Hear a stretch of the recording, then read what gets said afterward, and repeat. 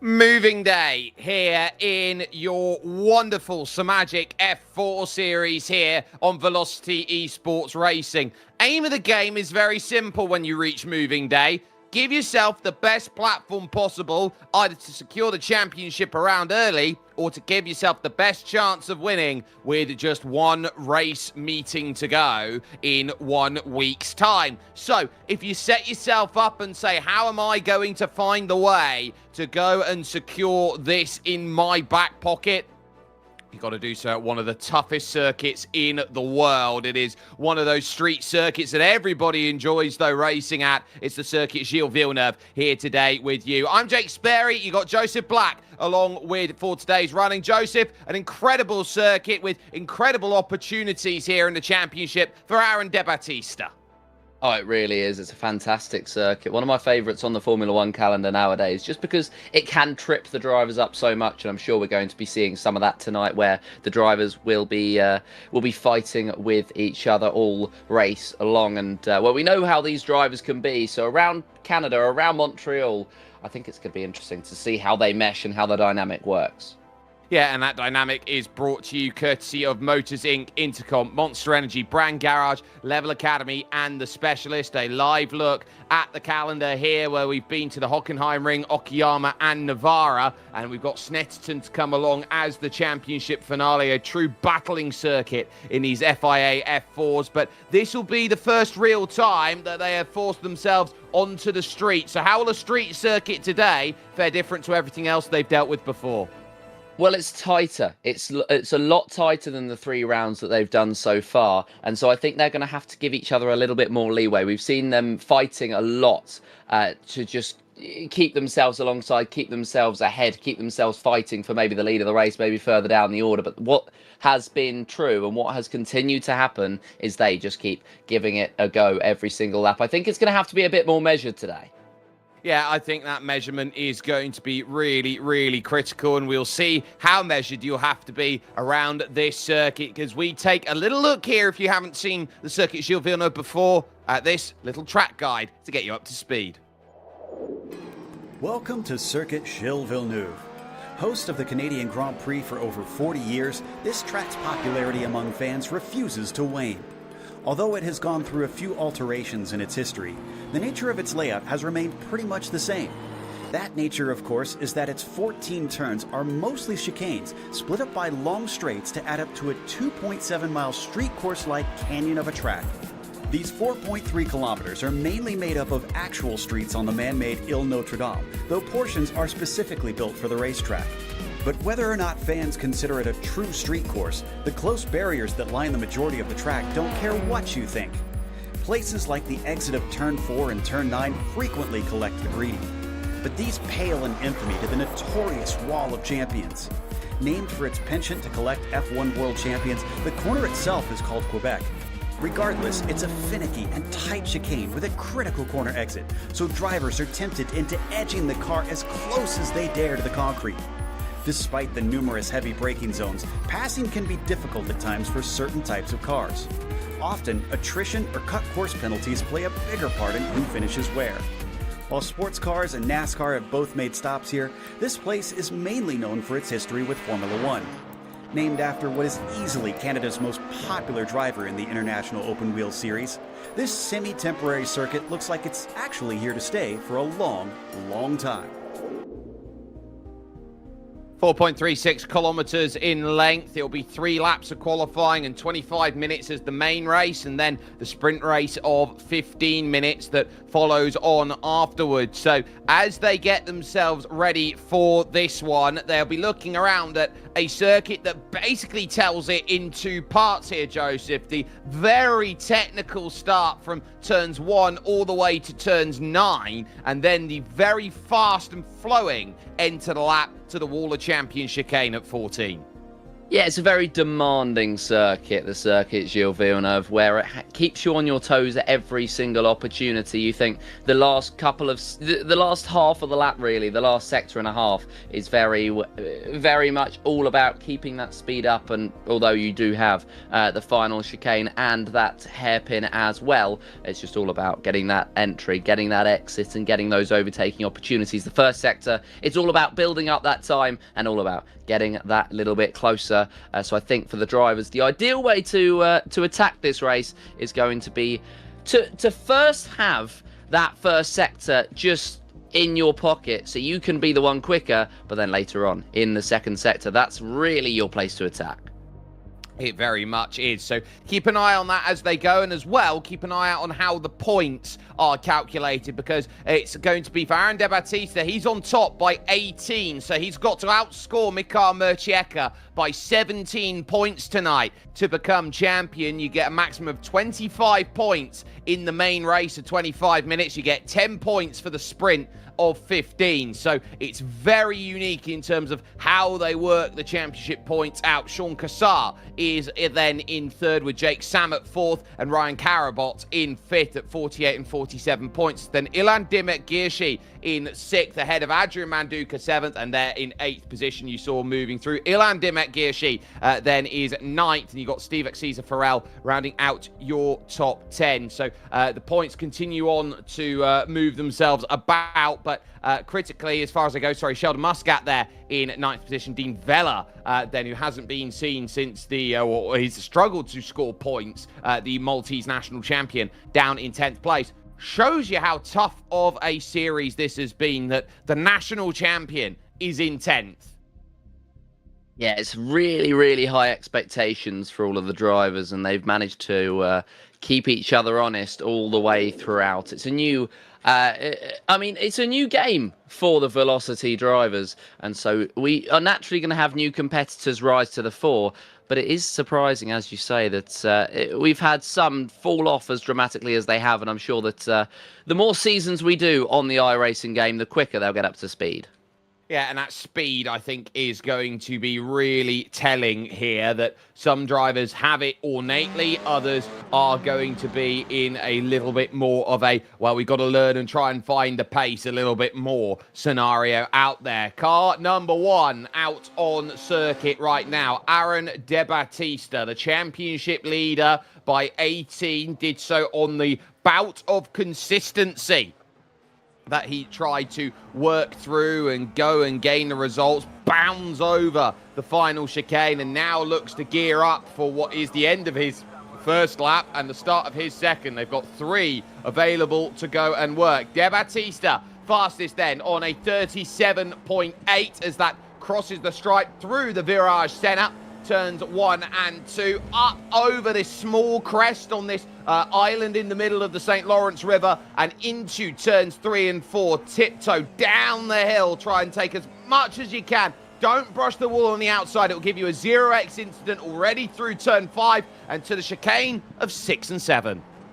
Yeah, heading through that chicane, you want to keep it as close to the curbing as possible as you exit the corner and open up the straight, really, before you head down towards the next braking zone. And it's going to be all about pushing down to that little segment here. We've seen drivers go off here in the past. George Russell recently in the real Formula One Grand Prix having an issue down at that corner and having to retire. We saw him watching on the race from behind the barrier. Then turn number 10, the huge chicane that will be one of the primary overtaking opportunities for these drivers. De Battista navigates it. You want to go wide on entry and on exit, and then keep it tight to the apex in the middle, heading out towards turn 11, where you're going to stay flat out, especially in these slightly slower Formula 4 cars, before you head towards the final chicane and the end of this lap. Now, you don't want to crash into the wall of champions. De Battista will be hoping that's not his fate, even if it might mean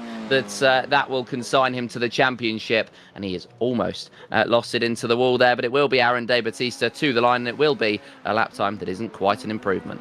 No, down 1/10 and a half, and you figure that was lost there through the final chicane. All of that time just bounding away. Jake Sammet up to second position. Murcieka currently only 6th on attempt at the moment. So he's going to need a little bit more time out of his final lap to go and get to where that time is necessary. So I think that's starting to show everybody that this could be one of those days where I would be maybe putting a little bit of concern down on the board, trying to go and get these times, trying to get anything and everything that you can to say, look, I want these points. I need these points, and I desperately need to get myself up the order for it. So, Murcieka on the brakes, needing to go and get things steady through Lepangle. A little bit of correction there. You could see Joseph working off of the turn 10 hairpin and onto this back stretch, which leads along this casino straight over towards that right left of the final chicane. Yeah, it's very difficult to keep it on the straight and narrow, especially when you are in these Formula cars, as opposed to any closed top or closed wheel cars, even as Murcieka through the final couple of corners. You have to keep these cars so far onto the limit throughout the lap, and Mikhail Murcieka is hoping to jump up higher than his 6th place that he holds, but at the moment it's not looking like he will, and it's not looking like anybody is going to be able to contest with De Battista. Sean Cassar looks like he's gone pretty much identical to his previous lap. Dean Vella into the Wall of Champions. Well, he was a champion. He's Maltese national champion and in the Wall of Champions, so that's quite form-fitting, actually, through the final corner there. So that's going to be tough to deal with as Adrian Manduka sees Craig Caruana jump up to 4th position. Jaden Alul currently out there, now part of the VMD Intercomp Sim Sport outfit. They've added a few more drivers to the mix out there, and now pushing hard into and over pushing it through the corners, and so that is really making life difficult. It's going to be a case that this lap is going to be, can I get anything of it? Currently on a 140.5, needs more. Definitely needs more at the moment to climb himself off of where he is in the standings right now, which is last place out of our 14 drivers that we have here today. We can see the beautiful view of our drivers as they head through, and Jaden Alul, who heads through the final corner, keeps it on the straight and narrow and up to the line. You can see him relax because there doesn't need to be any more steering input. He is going to, it looks like, improve. Is it going to be enough to take himself off a 14th place? No, it won't. He will get a 40.1 to finish off his session. Ryan Carabot, the last driver out on track. He's in 5th at the moment. 3 and roughly a half tenths off of the back of De Battista at the top, but he's only got about half a tenth to catch up to Craig Caruana and jump onto the front 2 rows of the grid. Where can the number 13 put himself? Is he going to improve on his 138? It'll be an agonising wait as he drives up to the line. He does. It looks like it's an improvement, and it looks like he may well jump past Caruana. Yes, indeed he does. By 0.06 of a second, he gets the job done, and with that, everybody in session gets the job done, and Aaron De Battista is quickest out there overall, but there are names that are circling, but critically, his main rivals here for Aaron De Battista are down in 6th and 7th positions in Sean Cassar and Mikhail Murcieka, so there's going to be a lot of work that needs to be done in order to pull all of that time back. So we sit down with a session like that, and normally when we talk about qualifying sessions, it's pretty form set in terms of, oh, well, drivers will get quicker and quicker as they go. Not necessarily the case in that qualifying session. It was a case of putting a big lap time on the board early and saying, well, can you go and beat it? Pretty much was the that's a pretty good summation really of that session, where not a lot of drivers improved. If they did, it was very minimal improvements. We saw Ryan Carabot at the end jumping up ahead of Craig Caruana. We saw Jaden Alul, who did improve but did not improve in terms of position. So you're absolutely right, there wasn't that much in terms of improvement towards the end of that session. It was very, very interesting to see. But with De Battista on that pole position and then Sammet in 2nd place, I think we're going to have an interesting fight right at the start. Adrian Manduka as well in that 3rd place, and Ryan Carabot, Craig Caruana both very close behind. Of course, we've seen plenty of 4 or 5-way fighting for the lead. Why not another one in the penultimate round of the season? Well, let's talk about it being a short run to turn number 1, and also one where if you do lunge down the inside, you don't have the guarantee because of that massive 180-degree switchback that comes along at turn 2. So as far as fighting for the race lead goes, qualifying really strong position to go and defend into the early corners, but the key's going to be how powerful the draft has been over the course of this season. And so when you're talking about cars that have this ornate ability to draft really, really strongly, how, Joseph, then are you looking at breaking away, and how critical is this opening lap going to be? Oh, it's going to be absolutely vital. I mean, the walls are closer. It's just to put it simply, the walls are closer than all of the other tracks that we've done because, of course, it is a street circuit, or it's partially a street circuit at the very least. So it's going to be much tighter. And I think you're going to want to get that jump. The drivers are going to have to take a different approach to what they have over the first few rounds of the season. And so I think there may be teething issues for them. But in terms of this race in particular, I think you're going to want to lead. I think you're going to want to watch out and make sure you're not in place to lose out when those drivers do make those mistakes. And those drivers are ready because they know that the bulk of the points are scored in race 1. 25 points available on the board. Race 2, just for 10. It's Aaron De Battista in control. 137.816 as Jake Samet alongside for company as Adrian Manduka and Ryan Carabot then line up 3rd and 4th. Craig Caruana starts this one from 5th position with Sean Cassar in 6th as Mika Murcieka and Dean Vella will house row 4. Vella on a 138.3. Brandon Manello will start this one 9th with Sheldon Muscat making up the 10 here at 9/10 of a second adrift, and just the 4 on the other page, so let's just run through them. George Page, Ilan Dimit-Girshi, Paolo Camilleri and Jaden Alul making up the 14 that get themselves set for action here tonight at the circuit Gille Villeneuve. It's a perfect scenario for Aaron De Battista. He will now start to think about that driver 4th in the championship alongside, though, here of Jake Samet. And Samet, if he can get himself ahead, suddenly will announce himself as a new rival on the scene. And that's going to be really, really important to talk about between now and the end of this season, because he knows that he is only 4 points back of Sean Cassar and 3 points, back of Sean Cassar, and effectively he is 64, 54, 44, 26 points back. He's got work to do.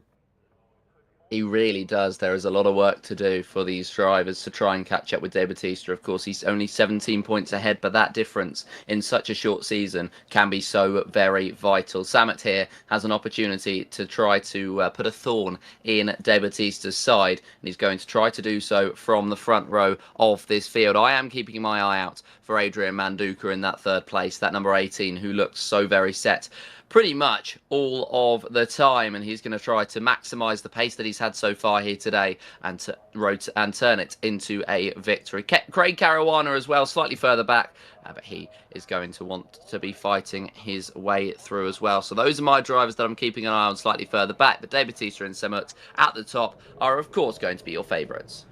So this is about whose quick pace wants to be unlocked today and who can find themselves to a level where everybody else necessarily can't. And Aaron De Battista knows that he is going to have 3 different Project Aversio cars behind to fight with. So it's man versus machine. In 25 minutes, we're underway, immediately looking to cover off the run. Into turn 1 is Aaron De Battista with 25 minutes on the clock, and he has got it covered. Into turn 1, Samet 2nd, Manduka 3rd. It's Carabot in 4th place. Caruana running wide then. He's going to allow Mika Murcieka to jump on up and maintain, or actually gain, that position as Sean Cassar up now into 5th position, into 3 and 4 for the first time. And just hold yourself steady on this start. A little bit of side-by-side and a little bit of posturing going on there for Brandon Manello. But outside of that, clean getaway from everybody involved.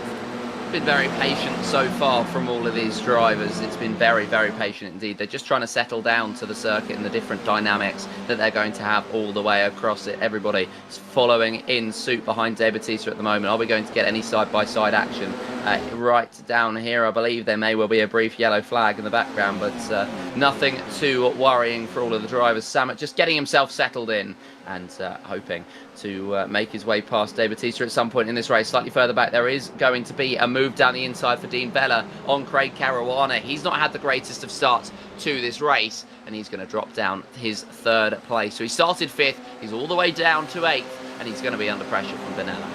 Well, it's not been a great start for Craig Caruana. It's not been a great season for Dean Vella. Jake Samet in that formula-seated position. Very happy then in terms of where he is, just waiting and leaning a little bit of side-by-side into this final chicane. There's a lunge late in the back then from George Parge trying to get by Sheldon Muscat, who said, no, not going to happen there. Ilan Dimek also having a look at that as he wants to get through now on George Parge for that 11th place into turn numbers 1 and 2. The virage centre, but holding that outside line, needing a lot of work on the mechanical grip to keep that put down into play from George Parge. Ilan Dimek then really couldn't do much more than just put it on the inside and hope for the best, and the long loop around turn 2, not good enough, but he's close enough here to have another launch into 6 as Murcieka then looks around at Sean Cassar, who's back then into that 5th place.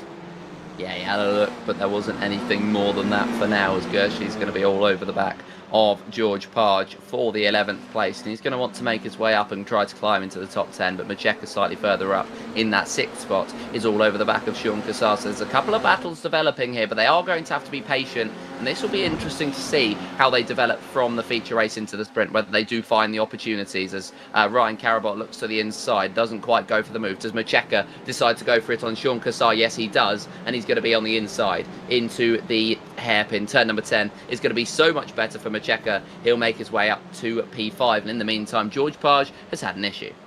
Yeah, and he's missing the entire nose cone at the moment is George, and that was done at the 3rd chicane. He lost it on his own and then got basically ramped over by Ilan Dimek. So that was troubles there. Cassar losing out then that 5th position as through goes Mikhail Murcieka, desperately trying to jump up the order as cleanly, as effectively, as efficiently as possible. Just behind that, it's Vella on the outside. Caruana trying to defend on the inside line here, but at turn 2, Vella's going to be able to stamp the power down slightly earlier here because it's up the hill off of the exit, but they'll remain at 2 wide. Ilan Girshi also down in the pits with damage, and the move made. So lovely stuff from Dean Vella. That's going to put him up then into 7th. He'll be very happy about it. Brandon Bonello, by the way, just behind, you can see the front left corner there of that wing is bent up. That's going to be causing a lot of problems with downforce. It is, it really is, especially around a circuit that requires it, especially in a sector that requires it, such as the first. So Bonello's going to be struggling for pace through there, and I mentioned right at the top of the broadcast that that's where you're going to want to gain the time on everybody around you, so then you can make your move later on in it. But Brandon Bonello no longer has that advantage, so he's going to have to make sure that he has a lot of straight line speed. Jake Samet did step out of the slipstream of De Bautista into turn number 10 on this lap, but he didn't go for the move, and De Bautista will continue to try to defend, but knowing that the 53 is going to be ominously waiting in the wings is going to be quite scary for the number 1 to contend with. But De Bautista is in this position in the championship and in this race for a reason. He's able to soak up that pressure. Well, timing, I think, is going to be important here in this series. It's not just if you can make a move, it's when you want to. And that's been the mark of what we've been looking at here with Velocity Esports Racing. Who's been able in the SIMAGIC F4 series to time that run to perfection, and Jake Samet has been on the wrong side. He gets a massive wiggle into turn 1, has to do everything he can, soaring away at the steering column like a carpenter to keep it in on the straight and narrow. It's cost him 0.7 of a second, but critically, he's still in that 2nd place, and that could have been the entire race gone in a heartbeat. It could have. That 0.7 of a second could be so very crucial with how tight these drivers are at the very top of the field. But at the moment, Samet able to, as you say, recover himself pretty darn well, all things considered. But he does have Adrian Manduka all over the rear. We're going to get our first replay of the day, and we're going to see what happened to George Parge earlier on. Now, the number 7 was heading through turn number 8. and that's just going to be a little bit of contact, a bit too much for comfort there, and it's going to run over George Parge's front wing, clipping it completely off. Yeah, nothing you can do about that. Ilan Dimek obviously got some suspension damage for it as well and had to dive down into the pits. And in fact, George Parge is in the wall again at turn 7 and has now towed the car back to the pits. He'll be out here in this first race, and he will be none too pleased about that, as I think we're about to see it here. Top right, bottom right corner of your screen. You can see just looping it around, too much power, and bang. That is what we call a junk. It really is. That's not ideal in any way, shape, or form. Oh, look at Mikhail's run. Drivers just trying to set themselves up. Mikhail Macheka does get the run, as you say, on Ryan Karabot. He'll be on the inside line into the first corner, and he needs to be later on the brakes. He is. Sean Cassard trying to stick his nose in as well. He gets the fastest lap of the race, so he has all right to do so. But the 24 just backs out in the end. Both much quicker than Karabot, it seems, out of the final corner. Cassard not able to be as cutthroat as Macheka was, but the 97's up to 4th. Well, right now, Avercio are 2nd, 3rd, 4th and 5th at this point in time, and it is a quadruple decker Avercio sandwich here on Intercomp VMD bread, with Cassar and De Battista 1st and 6th position. Sean Cassar with the fastest lap check mark next to his name. You don't get a point for it, but what you do get is the sense that the back of the train is just as quick as the front, and so you're just managing what that role and responsibility is going to be around each and every corner, and they know they're getting towards halfway in this race. Nobody's really offered anything too much here at the moment, but they know that the long haul of this race, the long goal of it is, I want to be, with 2 minutes to go, in the prime position to attack the leader or leading. Nothing else will suffice.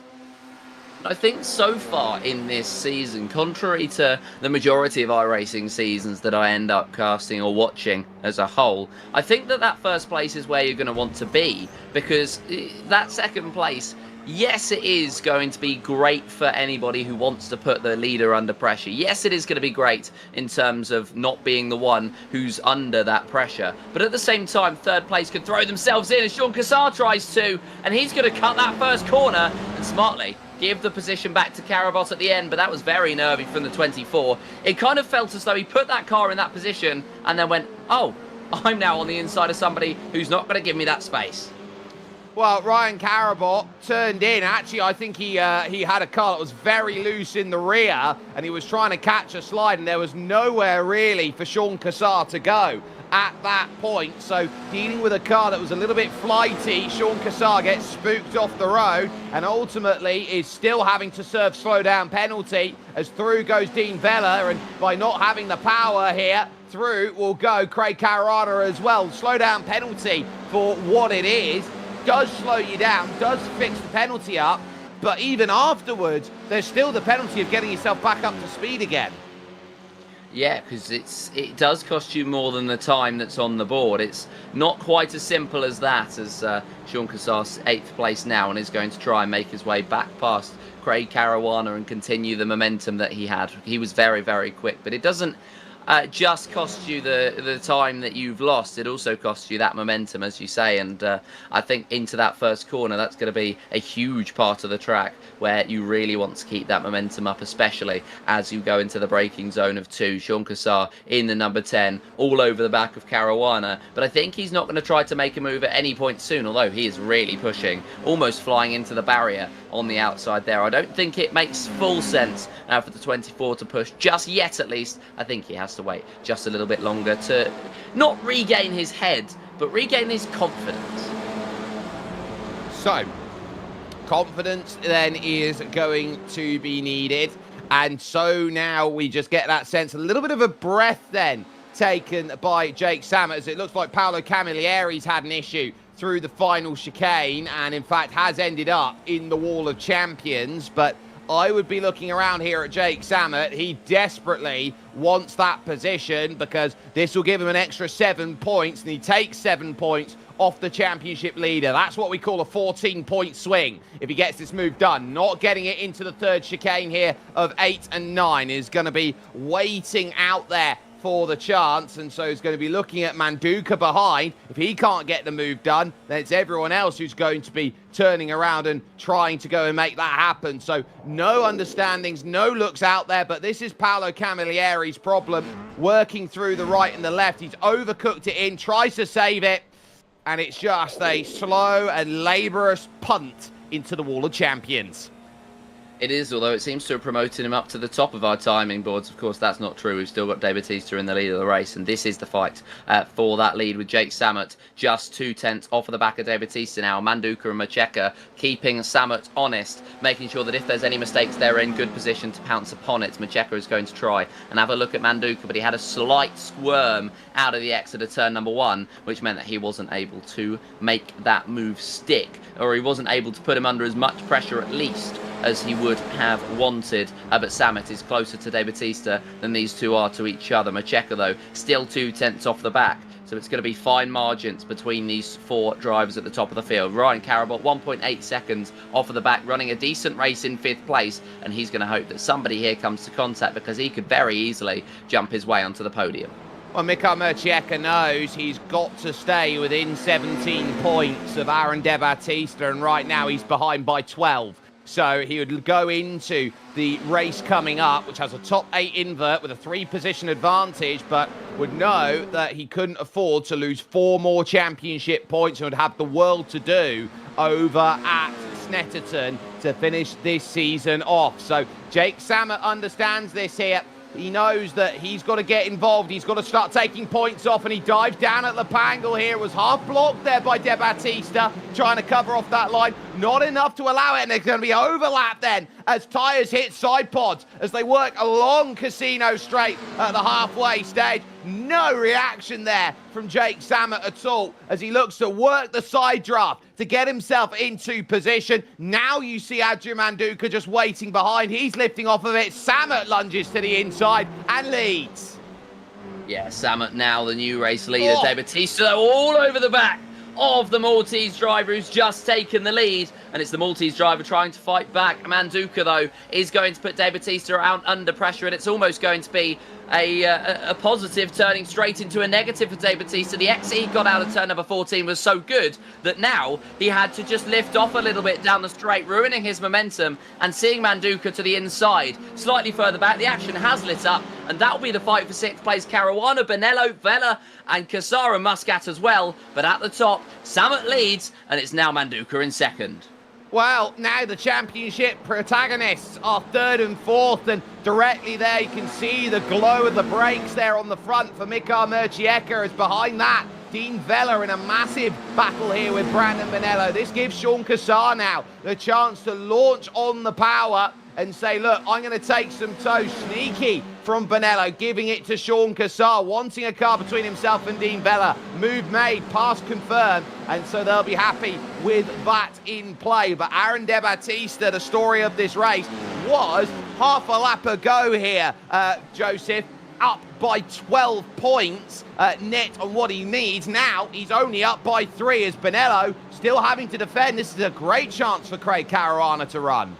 It really is a good chance for the driver in 6th place to catch back up and just try to put some breathing room in between himself and Bonello at the moment. But the 24 is going to be all over the back of the 59, and they are going to be side by side. Are they going to take that side by side all the way down to the turn 13-14 chicane? Not quite. Cassar's going to be later on the brakes as he's just ahead of Bonello, and he moves into 7th place. There's a 1.1 second gap, so they've lost about a 10th down that final straight. And that means that Cassar is going to have to do a little bit more work. He's going to have to just really push on those tyres a bit more to catch back up to Caruana up ahead. Macheka, 2/10 off of the back of De Battista at the moment. De Battista, 2/10 off of the back of Manduka. Jake Sammet's got some breathing room. And that's because of the mistake at turn 1 from Adrian Manduka, who had to catch the slide through the opening corner, so he had a lot of work to do to put himself into position, and now knows and understands that his job is to be a rear gunner now at this point. The gap has opened up. Jake Sammet can try and build on it, bring himself back into the championship picture, would gain 10 points and would go from being 26 points back to 16 points back in the championship, and that's more than enough to say you are in the championship picture as far as things go, with Adrian Manduka down 18 as far as it goes. And the difference there, he would actually lose second in the championship to Jake Samet at the moment, were things to stay like this, because he'd be going from 18 points down to 21 points down in the championship as far as it turns, with Jake Samet moving up and being 5 points clear. So it's a lot of moving pieces in a championship as short as this one. 10 races, 5 features, 5 sprints, and this is feature points that we're on at the moment, working through the Wall of Champions section. And it's a good run again by Aaron De Battista with 8.5 to go. So now they'll move over, try and follow the toes of the cars in front, and De Battista's going to have to try and go the long way around. It's covered there on the inside by Adrian Manduka. He's very deep into turn 1. That forces De Battista to the outside. Is he going to have room on the outside? He's half pushed over onto the curb and grass and can't get the run to 3 and 4. Couldn't quite do it, unfortunately, so he's going to have to do it somewhere else. Macheca's taking to the grass in the beginning of the late stages of this race just to try and keep that momentum up. That's how much these four are pushing each other on right now. And Samet has almost got that second gap to Manduka in second place that he so sorely wanted earlier on in this race. And it's almost the case that Samet is trying to encourage Manduka to back De Battista into Macheca and drop him down a position, and then it'll give him a little bit more breathing room. It'll give him a little bit more to work with into the latter stages of this race, into the latter stages of the championship as well. So he's going to want to work it all the way around, and Macheca is going to be a watching party in here as De Battista tried to go to the outside of Manduka, but he couldn't quite do so, and so Macheca tried to pounce, couldn't quite pounce upon it. And in the meantime, I think that's Brandon Bonello getting back past Dean Vella for 8th and 9th place, but they're going to head down towards turn 13, and this might be a fight that decides the championship. Well, I'd look around at this. Adrian Manduka's doing a very good job of just putting the car in the right places, covering his 6 any way he can. But Aaron De Battista now, he's looking for any chance he can get that move. He goes again to the outside because Manduka has covered off the lane, but now they get to fully alongside, and it's a battle of wills at this point. Inside line is there. Always a little bit of contact there, and De Battista just on a knife edge tiptoes his way back into second. Macheca must make the move now on Adrian Manduka and doesn't have enough pace here down into 3 and 4. So a lovely move by Adrian Manduka, on Adrian Manduka by Aaron De Battista to hold himself steady in towards turn 6, and then turn 7. It's a case of stay as they are. Macheca now knows he's got to go all out, because that's another 3 points that is now laboured and lost as far as it stands with 6 to go here in this feature.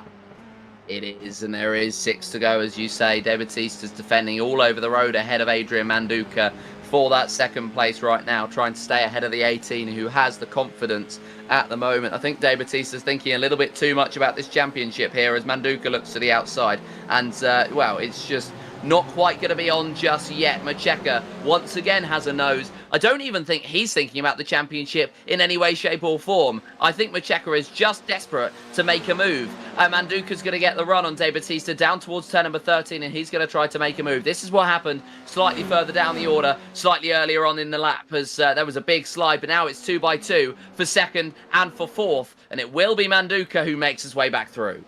Yeah, Karabot can't get close enough and elects out of it then, as this is going to be side by side with Brandon Bonello, and abandoned ship for Sheldon Muscat as they go back again to the inside. Is going to be Aaron De Battista. Oh, big contact, and round goes Aaron De Battista. Macheca the profiteer from it. Karabot there, and critically, they remain side by side after the contact on the exit. Craig Caruana onto the scene, and we said there are moments that define championships, and that's the moment that everyone gets allowed back in.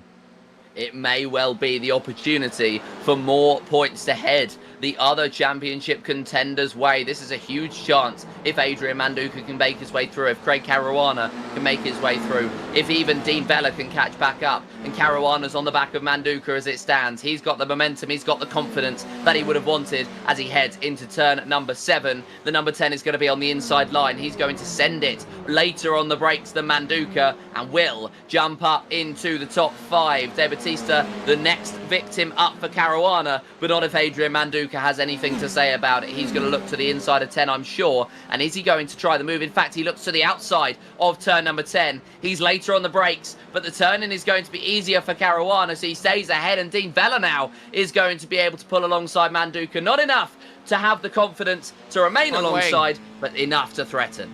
Front wings damage for Adrian Manduka, and this is really going to hurt him right now as Caruana battles and then Dean Vella. But critically, Aaron De Battista's got the gap. Caruana fends off the position. 3.5 minutes to go, goes on by. Now, we do have live stewarding here. They will do all of their actions post-race because of how quick the results need to be. That is Maximilian Fritz and Marvin Bear, who are your stewards here for this one, as Manduka sees Vella to the outside, working his way around. And can he get the drive off the exit to confirm it? You betcha he can. And the move is there. I would look at that instant if we can get it on replay between the pair of them. It's the rare thing you see here, Joseph, of rear-to-rear tyre contact. I think it was a racing incident.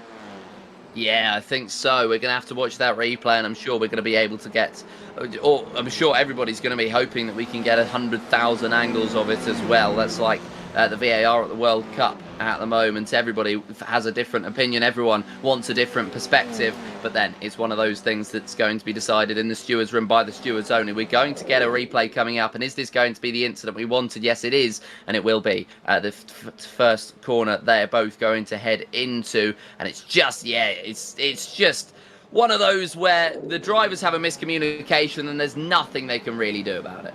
That's just two committed drivers going for a move at the aggressive nature of the end of the race. And ultimately, I don't think you can put fault on either driver for that one. What it does mean, though, here as Vella in 6th fights for a top 5. We'll take a look from Mika Mercieka's perspective here. This will tell you all you need to know. Diving into the corner, I think they've left each other ample room. You can see the contact rear to rear, and then there's nowhere that Adrian Manduka can go to avoid the contact that follows after. Vella's going to get this pass looking to line up into turn 1 as he will try and get by Craig Caruana for position. Lunges into the opening corner. He's going to be on the outside of the second part of the Virage Senna as he looks to try and just drive off of the exit up the crest, and still going to have to fight hard if he wants this one. Outside of 3 will confirm it, but he's earlier on the brakes. Not much you can do about it. Jake Samet right now would take 12 points. 13 points on Aaron De Battista. Would go from being 26 back to 13 back. And so that's half the gap. The other point of it, though, Mika Mercieka would be 12 points off the back of Aaron De Battista. Were it to stay like this, he'd remain second right now by 1 point.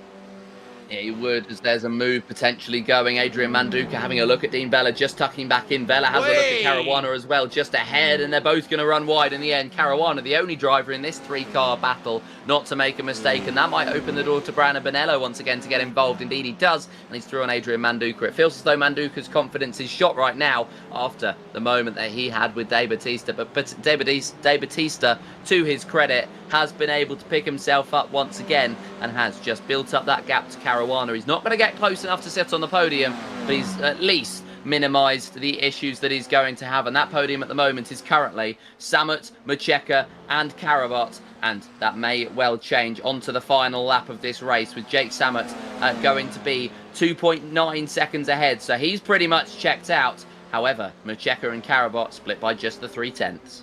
Well, the good news for Adrian Manduka right now is he is on the invert for the next race, and that is going to be a quantum of solace he can hold on to right now. Mercieka knows he's got to fade Ryan Karabot, who is just as much in this championship as Jake Samet is. He's 1 point behind Jake Samet in the championship, so he will also be gaining in this scenario. The biggest loser is Sean Cassart who's down in 10th place. This is not the round that he was hoping to go and get, but working out of the right of turn 7 and now over towards turn 8. No DRS for the pair of them, but Ryan Karabot, teammate to Mikhail Murchieka. I think he's going to understand Mikhail is a better threat for the title than he is ahead of him by 9 points, and it is 12 points ahead as far as it goes if it is to stay as it does right now. Well, have it with a bit of comfort, why don't you, Jake? Working in towards Lepangle here, turn 10, the hairpin. There are still chances to go and make moves up and down the order because Manduka would like to get one on Bonello, and now Ryan Karabot thinks about pulling out, now gets back into line looking for that final chicane as the place to get it done. Will he break Mikhail Murchieka's heart late? Because here comes the run to the inside for that final chicane. He's not far enough alongside, needs the exit now to go and prioritise. Jake Samet, championship is still alive for him with a win and a big old fist bump to say, I needed that. Murchieka in second, retains second in the championship. Karabot third, and Aaron De Battista, points lost in 4th place, and he will be fuming. He'll be absolutely so frustrated at the way that race panned out, as we're going to get side by side to the line between the last 2 finishers, Ellel and Gershi. De Battista will be absolutely fuming, as you say, but he did well to come back to 4th, and that does mean he's a little bit further up than his championship rival in the reverse grid. So don't forget about that one, because that is, as you say, a beacon of solace. And what it will mean is that the results as they lay guarantees us that we will have to go to Snetterton to decide the championship. This next race will only have 10 points available to it because of this man winning. Jake Samet then getting the job done. 26 minutes, 23 seconds, winning by a margin of 2.7 out there over Mikhail Murchieka, with Ryan Karabot, the final driver, on the podium. Aaron De Battista will see that it's no further action between him and Adrian Manduka. It's why he's in 4th place after the contact between them. He'll have to work from 5th in this reverse, with Craig Caruana at 5th position finish, ahead then of Dean Vella, Brandon Bonello, and Adrian Manduka in 8th. Sheldon Muscat finds himself 9th, missing out and bubbling out there with Sean Kassar, the last car in the top 10. Your final 2 cars that battled to the end were Ilan Dimek Girshi and Jaden Alul, with Paolo Camilleri in 13th position as a retiree, as too was George Page. They've got it all to do in the second race coming up. But Joseph, critical that the gaps now are starting to pull themselves back on in. It's now a 12-point championship gap, and critically, Jake Samet at 13 is proving he might be the dark horse now for this title. He may well be, and you could see the emotions that race caused him, because he knows that championship may well be still on. It was a fantastic performance all race long, where he put De Battista under pressure, and it was pretty much the perfect storm for him all the way throughout. So he's going to take the positives into the sprint race, and I think he's going to want to take maximum points once again, because he's put on a fantastic performance to pick up that victory. And, well, that one will just mean so much to him. It will keep his championship alive, of course, not only on the points, but also it's going to give him a little bit more hope. And what this will also mean is Aaron De Battista will walk out of here as championship leader heading to Snetterton, but the margin will be how much, because he has a gap of 12 at the moment. That gap can be as high as 22, but it could also be as low as 2 points. It can. It really can. And that's going to be a real close fight if we are able to get that. And I don't see why we wouldn't get it, because, I mean, the confidence in Jake Samet at the moment is going to be sky high. The confidence for De Battista, although he did come back well in the end of the race, is going to be pretty low. So it's all going to be a balancing act, and it's all going to be about how does De Battista approach this sprint race. Well, they're going to be 10 less minutes out there to go and get things done. And so with 10 less minutes available, everyone's going to get a bit more chippy for it. But it's 10 points for a win, and we only score the top 10 positions with 1 point increment down. So you'd argue, what would you rather have, 10 points or 9 points? 9 points or 8 points? That's what they're fighting for in that second race. It's about how aggressive you want to be. And this is the sort of circuit that is proving you got to be choice about when you go for it. You do. You really do. And I think the drivers didn't. I'm not going to say they didn't find their limits in the feature race, but they really didn't feel as though they were pushing as much as they have done in previous rounds. So maybe now that they feel confident enough in the track, this could be the opportunity for them to try to express it, knowing that they have got that. They have got that experience at the track. They have built it up over the last few, over the last lap, and over the last few laps, in fact, over the last race, the feature race that we just had. So it's going to be a really, really interesting one to watch. Right, let's quickly grid. We've got 35 seconds. So Adrian Manduka on the pole with Brandon Bonello, Dean Vella and Craig Caruana on row 2. Aaron De Battista, championship leader, goes 5th with Ryan Carabot 6th. Murcieka and Samet 7th and 8th with Sheldon Muscat and Sean Kassar 9th and 10th. Over the page will be will be Ilan Dimek in 11th with Jaden Alul, Paolo Camilleri and then George Page then in 14th position. So another race, 15 minutes, and they know that points are going to be everything. De Battista waits for the 11th hour to get onto the grid, sets himself up, knows how important it is to make points now after his gap has been slashed to 12. It's Manduka on the pole, lights on, lights out, and the push is great from Ryan Carabot off the get-go. That will immediately put him side by side with Aaron De Battista. There's contact immediately, and round is going to go Craig Caruana. Carabot then's going to have to take his way over across the first section. There's more trouble in the back between George Page and Paolo Camilleri. They've had a horrible day, the pair of them, but it's happened, well, I'd say somewhat predictably, immediately. Yeah, you'd think that it would, because they have been fighting. And, well, it feels as though their patience is wearing thin. That's why the sprint race going second is going to be a little bit more interesting than the traditional format. Jake Samet in that 7th place at the moment, 5/10 off the back of Murcieka at the moment. But Murcieka having a look at Sheldon Muscat for 5th place. So I think there might be an overtake here. And I think Jake Samet just has to make himself aware and available for when this move is made and when he can just try and pounce on Sheldon Muscat in this further up spot. 5th place for the 14, but for how much longer will that last as the 97 closes in down towards the hairpin? Well, this might be more than a case of I've got to make a move. Oh, big lock up behind there as Jake Samet and Ilan Dimek almost had themselves a coming together into Lapangle. Dimek is the one, or Ilan Dimek Gearsheet, the one who loses out as Sean Kassar picks up a freebie from it. It's not just a case that Mikhail Murcieka has to make the move. It's a case he's got to make the move, and he's got to make it now, because he's already 1.3 seconds here off of the back of Aaron De Battista. Look at this from Sean Kassar, having to fight, doing the work here to save his teammate. Oh, it's the Wall of Champions. Murcieka now surely he's going to get the run now that is going to require him to gain that position and mean that he's only 14 points back now into 1 and 2. Tell you what, Sheldon is a lion defending that one. Big wide line being taken by Mikhail. He can't get it done.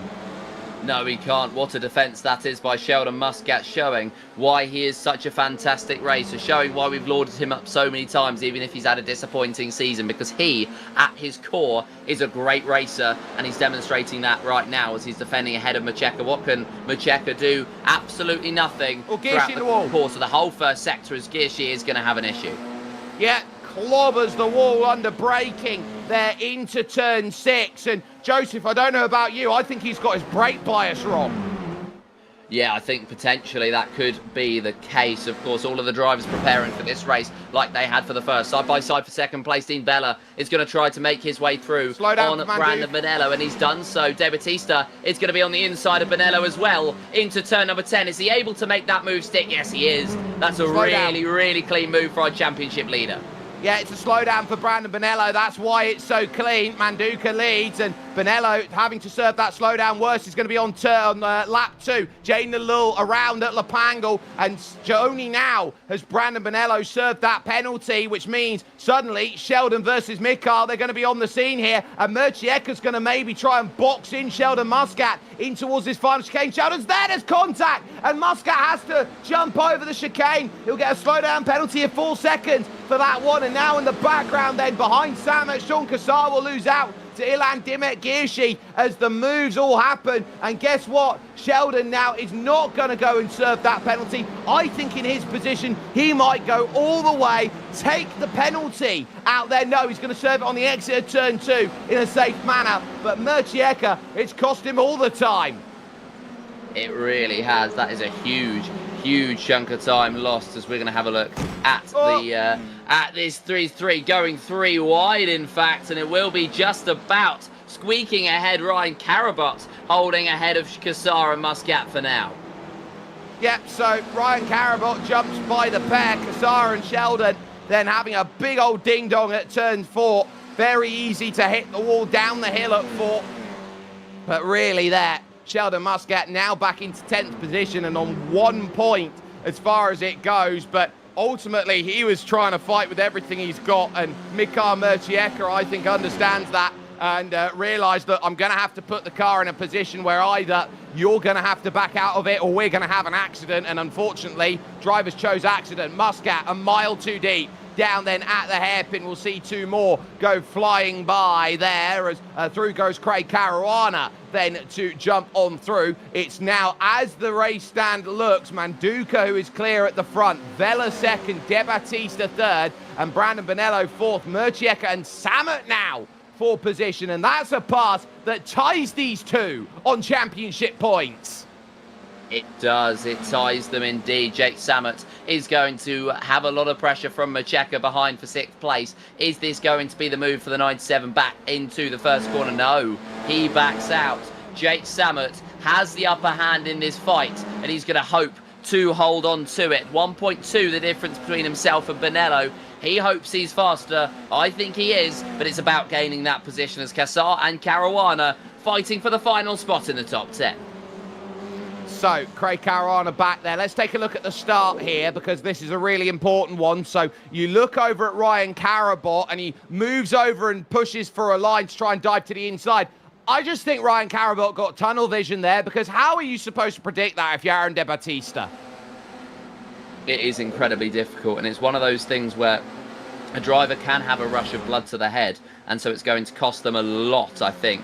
In terms of trying to make that move, and well, it's one of those things where when they do get in those moments when they get flustered, and we've all been there, you have a moment of madness where you make a decision that you don't feel as confident as you would, even when you're going through it in the first corner. We saw somebody earlier on in the race, I believe it was Sean Kassar, who just lost it into the first corner because he overshot the corner, and that was a rush of blood to the head. This was another demonstration.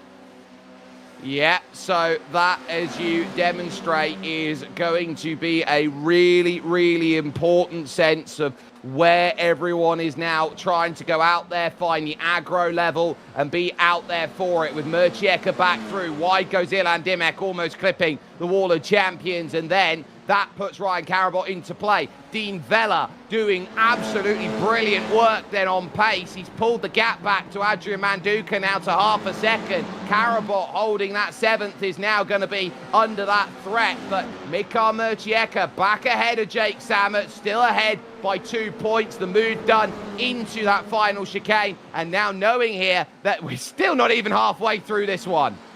We aren't. It's one of those races that is almost shorter but feels longer because of all the action going on, as you can see a replay of how Ilan Dimek Girshi picked up that 8th place just behind Ryan Karabot for now, and the number 4 waiting in the wings to try to catch back up and re-overtake the number 13 for now as Samet and Murcieka right ahead of them. This is the fight of the weekend. This is the fight of the sprint, and they are going to go at it hammer and tongs once again. They have closed into Brandon Bonello, so they could make it almost a 5-car fight if we're counting Karabot and Girshi, who are still in it by time.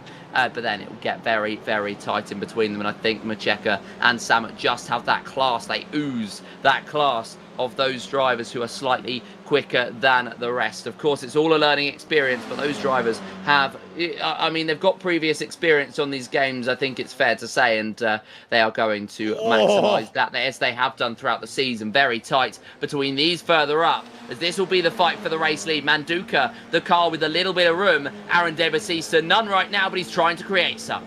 Yeah, trying to get by his teammate and Maltese national champion, Dean Vella, not finding that way to go and get that sorted. And so now the next question is going to be, are you going to get through, first and foremost? And secondly, what is there going to be to say? Because I would turn around. It's 14 points right now, the margin in the championship. The pass ahead of Dean Vella makes it 15. If they get by Manduka, it's 16. If it's the race lead out there, Bonello's being reeled in as Murcieka still ahead of Jake Sammut. So Brandon Bonello's going to be a factor here in this if he gets overtaken in the final 6 minutes. And more to that point, does Aaron even need to risk this right now? I'm not sure he does. I really don't think he does, because it's all about trying to build up that gap once again to the drivers behind in the championship, which at the moment they're fighting further back. Adrian Manduka has caught the wall out of turn 9. It's a glancing blow as Jake Sammut's there in 6th position, but critically, it's showing there's pressure here in this race. It really is, and there is pressure for all of these drivers, but pressure of course makes diamonds, and so it's to see what can Manduka do in the lead of this race. Of course, he's got the pressure from Vella, who has the fastest lap of this race, and we're going to get a replay of exactly what happened to our race leader. This is Manduka, and that is going to be a big tap on the wall that cost him a lot of time to Dean Vella in behind, and that means that the 54 and the 1 right now are back into the fight for the lead of this race. Manduka worked so hard to build it up, and he's just thrown it all away. Well, there we go, side by side. Dean Vella going to try and go to the outside to make this happen. Manduka holds himself steady. He's leaving just enough room. Prizing open the race lead is Dean Vella, and now the two that came together in the feature are going to be next to each other in the sprint. Bonello still holds over Murcieka, so now this is going to be two very key battles with 4.5 minutes to go. Which way is the pendulum going to swing? Because this is the difference between having big points and having very serviceable, catchable points in a championship that has been so fraught with twists and turns so far this season. So, as they now work to turn number 9, it's a case of Manduka. Does he want to get back on the noisy pedal and attack Dean Vella?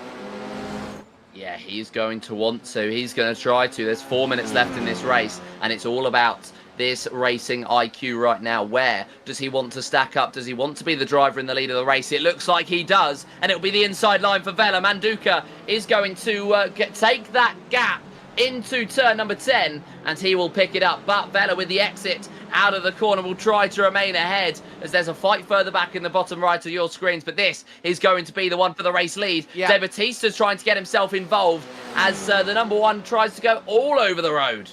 Well, that's the battle in the main. Behind that, of course, Murcieka's there. Manduka to the inside, gets it. Now here comes Aaron De Batista. Will he snipe the position off the exit? I reckon he will do. Out there, Murcieka through on Brandon Bonello, and Jake Sammut critically now has daylight to try and chase down. Side by side they're going to go. Dean round the outside, and now he's going to try and pick up the inside again on his teammate. No team orders between them. He is going to race it hard for position to try and prove that he's still the top dog at Intercomp VMD. And pass made then for Dean Vella that holds him still in 2nd place with 3 minutes to go. And these two might be thinking, well, just about themselves rather than the bigger picture of whether they can win this race. Sammut is through now on Brandon Bonello, so continues to make that gap difference, just 2 points between himself and Murcieka. But right now, Aaron De Batista in that 3rd place. Suddenly the gap's only 13 points now over to Mikael Murcieka, rather than 14 or 15 that it could have been. Yeah, it is at the moment. It could be a missed opportunity here with 2 minutes 20 left in this sprint race. But of course anything could happen. We've seen it happen before in this championship. We've seen it happen before with these here drivers. Manduka leads Vella, leads De Batista, and there's a 3.8 second gap to the drivers behind. Where can De Batista find an opportunity? He thought he saw an opening a couple of laps ago when Dean Vella was going for a move on Adrian Manduka to stay in the lead of the race. But De Batista trying to find anywhere around Vella now to jump up into 2nd, feeling that point squeeze, but also at the same time that release of pressure, knowing that he is ahead of both of his championship rivals.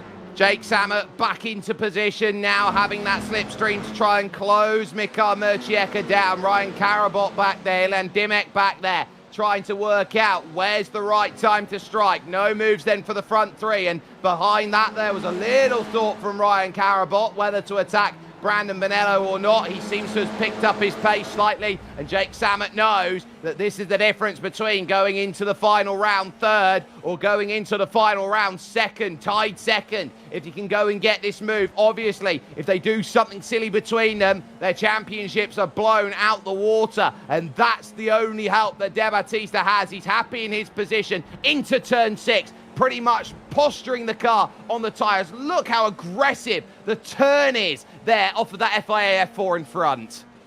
Yeah, it is so very big, as we've got just under a minute left to go in this race. So this may well be the penultimate lap of this race, and this is where Dean Vella needs to make that advantage stick of being in second place. Of course, I mentioned earlier on how you most likely want to be in that first spot, but typically second place is where you'd want to be, and Dean Vella currently sits in prime position in behind De Battista. We'll be watching these two fight and hoping that he can do something on the final lap of this race. But the 18 defending ahead of the 54 for now, and he may well just remain successful. To the inside, is he going to go? He may well weave across the circuit to hold station. So, no move offered into that chicane. Behind that as well, Mikhail Murcieka fending off Jake Samet as they work through that one, as the white flag will now get itself close here. 2-1. They're going to get another lap here by just 1.6 seconds. The difference then. This is where they've got to go for it. Vella doesn't offer a move into turns 1 and 2, the virage center, but Samet can't find anything either on Mikhail Murcieka. I think they're all trying to play this game for the last lap of this race. Down the hill through turn 4, your leaders go, and De Battista waits as it's Vella versus Manduca. We've seen it so many times before. In the wall, over the tyre, goes Dean Vella, and this might be critical points now that get dropped. If Vella can't get up to speed with the damage that he has, Murcieka's now got to run, and now so too Aaron De Battista for the race lead. How damaged is Adrian Manduca now? Working through the third chicane. He's got enough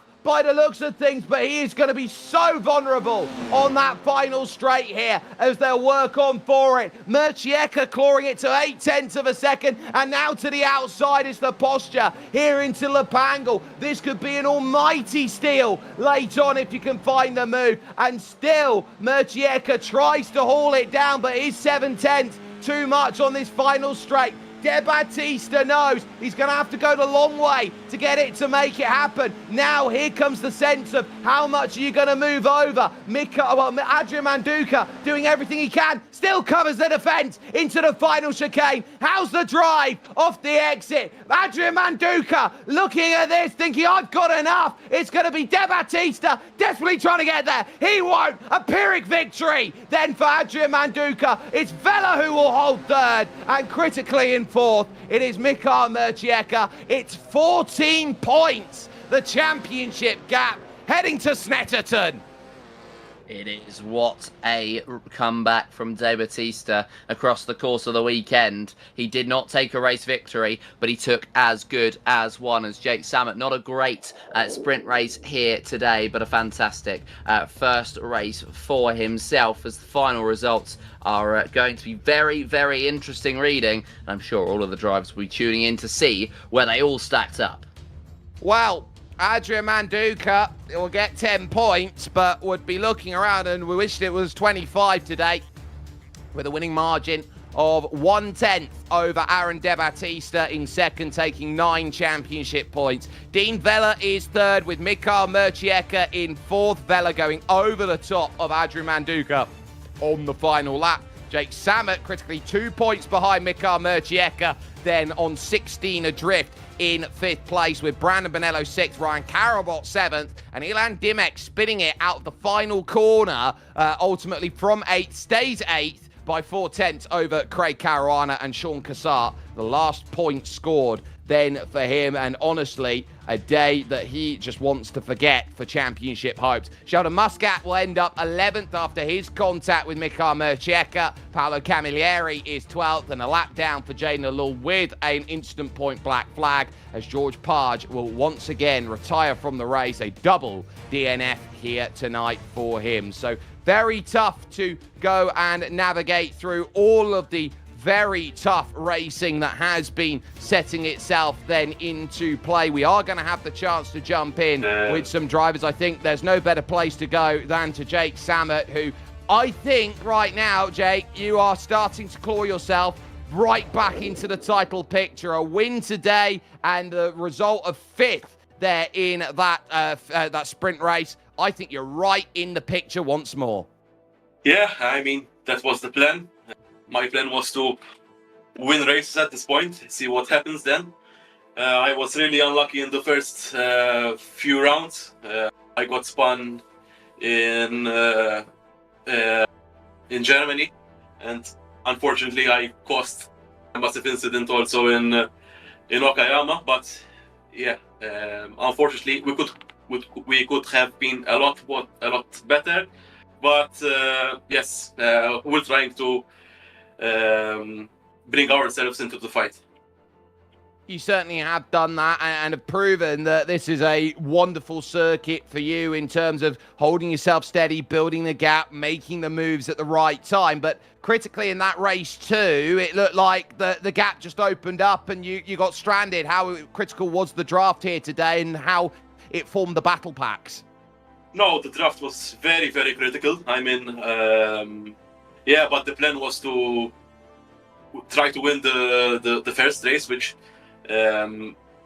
those are the best points that there is, and then try to get a solid result in the second race, which, in my opinion, that's the best strategy, because it's risky trying to overtake here, and I wanted to keep it clean and see what I could gain in the second race. But yeah, the big points are won in the first one. You came into today 26 points down in the championship. You're going to leave today 16 points back in the championship. It's not a case of another round like today and see what sticks. Do you feel that Snetterton's going to be a lot easier to move through in that sprint at the end if you get the same result like you have today in your feature? Yeah, it's a close field, so it's all going to depend on potential incidents. I mean, we try to do the best we can, and hopefully keep it on the gray area, on the track. Yeah, we'll try to prepare ourselves as best as we can for next round. Then we'll see. Well, it's a wonderful result for you of 1st and 5th. The championship back alive for this series' new dark horse, Jake Samet, then getting a job done to be 3rd in the championship. The driver who will walk into Snetterton 2nd in the championship is Mikael Mercieka. He stood by with Joseph Black. Yeah, Mikael, it was a fantastic race, I think, in terms of the action on the track at least, or a fantastic weekend as it were. But how would you just summarise that one? It was quite a chaotic race. I'm not chaotic, it's just too much, like everyone is so closely matched in terms of times. It's like quali was not my specialty, I think. At least in the race, I managed to keep calm, let the others do their driving. Then I managed to capitalize upon some incidents and actually did some overtakes myself to get a podium in the first race. Yeah, and I mean, it was one of those races where you seem to appear out of nowhere to end up in a good position, and it was great to see you fighting. What was your approach to the feature as opposed to the sprint? I think the feature is I had to push a bit more since the bulk of the points it's in the feature race, and